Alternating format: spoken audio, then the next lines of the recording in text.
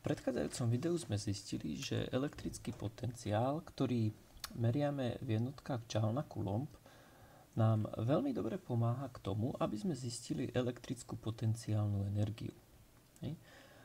Ak totiž poznáme hodnotu elektrického potenciálu v danom bode, tak vieme elektrickú potenciálnu energiu počítať veľmi jednoducho, a to, že vynásobíme ten potenciál s nábojom.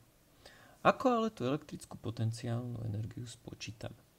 Ak mám niekde nejaký náboj Q, tak ako spočítam elektrickú potenciálnu energiu v tomto tu bode? Čo všetko k tomu potrebujem vedieť?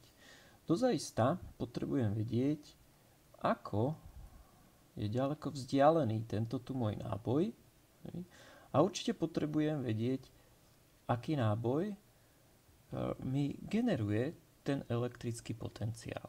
Ak tieto veci poznám, tak spočítať elektrický potenciál Φ je celkom jednoduché.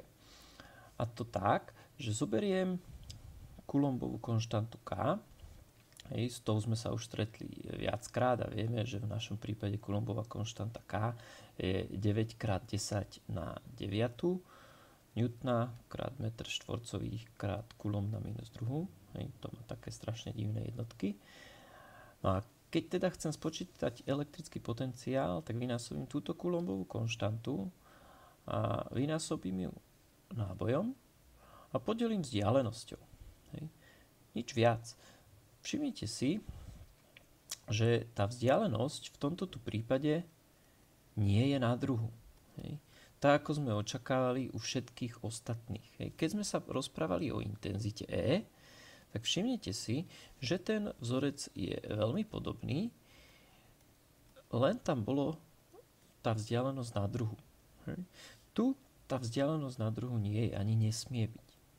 Intenzitu teda spočítame tak, že podelíme vzdialenosť na druhu, alebo teda intenzita klesá so štvorcom vzdialenosti. Potenciál, ale na druhej strane naopak, klesá iba so samotnou vzdialenosťou. Toto je teda vzorec, ktorý nám slúži na to, aby sme spočítali elektrický potenciál v akomkoľvek bode od bodového náboja.